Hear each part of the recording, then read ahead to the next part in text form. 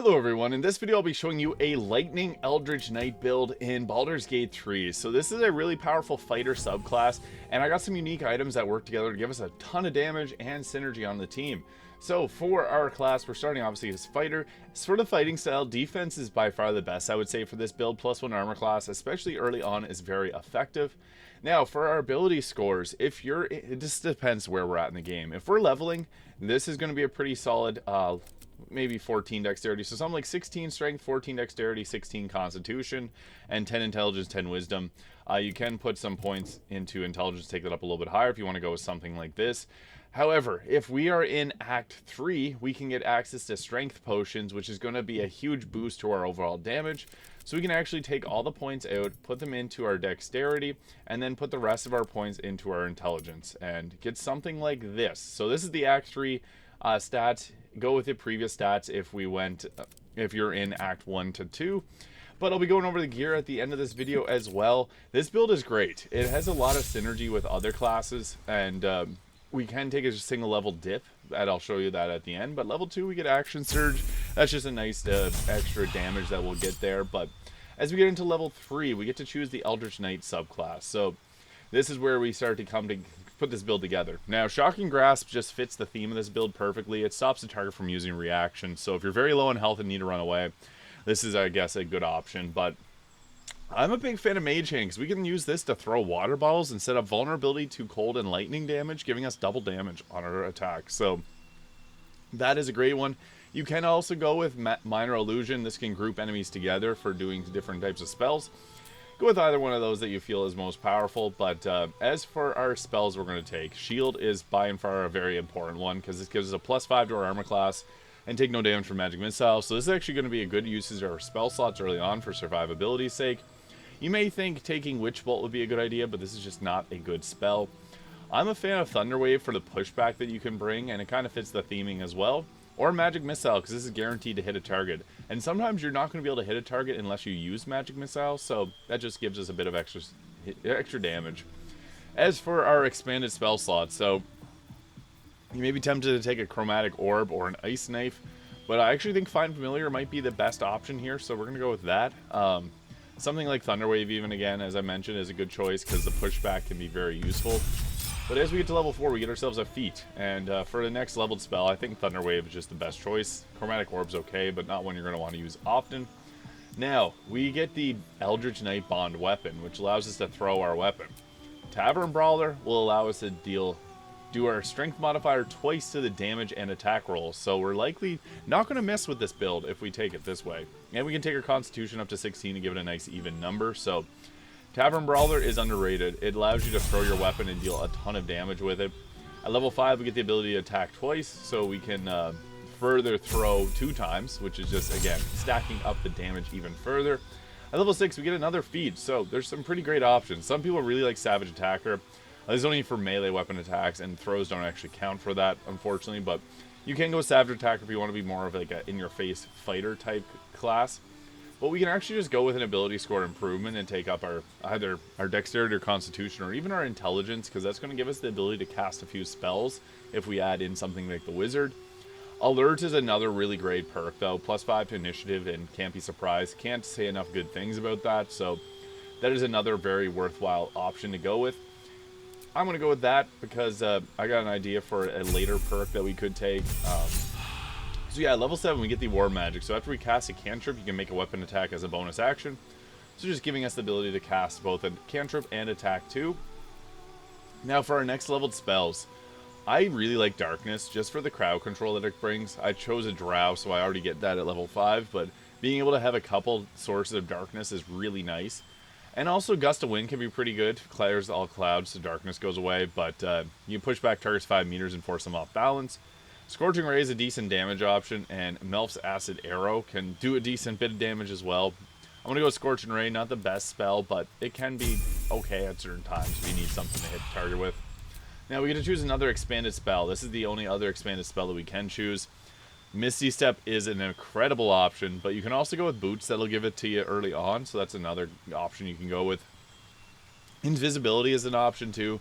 I think that hold person is probably the best one here. So hold enemy still, they can't attack, move, or react. Especially if you have the higher intelligence, this just gives us a higher chance of hitting this. So I'm personally going to go with that. You can also stack the Arcane Acuity helmet to make sure that you do land that. So there's actually a lot of gear that works very well on this. Now for our level 8 feat, I actually think that it's a pretty good idea to go with... There's two options we can go with. So we can take ability score improvement, put up dexterity or constitution. There's also the option of going with the dual wielder perk. So with this is you can dual wield 2 weapons, and you get a +1 armor class when you're wielding those weapons. So I'll show you how we can actually stack this together to make something pretty crazy. At level 9 we get the Indomitable. Whenever we fail a saving throw, we can roll again. So the fighter's good for that. At level 10 we get the Eldritch Strike. So when you hit a creature with a weapon attack, it has disadvantage on the next saving throw against a spell you cast before the end of your next turn. This allows us to use the Band of the Mystic Scoundrel alongside Hold Person, and have the target will have disadvantage on the saving throw, so we're much more likely to land our Hold Person, which is just phenomenal. Now for our extra cantrip, Ray of Frost or Minor Illusion, pick one of those that you prefer. And for the spell that we're going to take, I mean, Gust of Wind is okay for just utility's sake. We're typically just going to want to be using our attacks, because we get 3 of them now at level 11. And for the final spell, you can take Chromatic Orb, I guess. Shatter is also an okay one, deals the same amount of damage, but inorganics have disadvantage on the saving throw. But for level 11, there's 2 main ways that we can go about doing this. So taking a feat at level 12 is okay. Like, that's a decent option if you want to have 4 feats.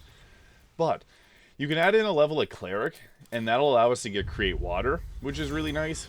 But we can also go ahead and add in the Wizard, because we're going to be able to prepare quite a few spells with our intelligence at 16. So this gets us 3 more cantrips, so we can take Minor Illusion, Bone Chill to stop the target from healing, and Firebolt to explode things. Now for our selected spells, Fog Cloud and Grease are 2 really great ones. We'll just take Witch Bolt just because. Ray of Sickness is okay because it can possibly poison the target, but False Life gives you temporary health, which is really good. Tasha's Hideous Laughter is another great crowd control spell. We'll go with those ones there, and we'll throw on Tasha's Hideous Laughter, Grease, Fog Cloud, and we'll go False Life there. So that's going to be our spells there.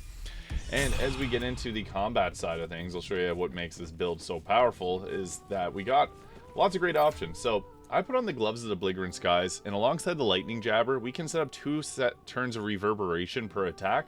So you can basically get 3 stacks off if you throw it 3 times. So this will possibly shock the target on hit.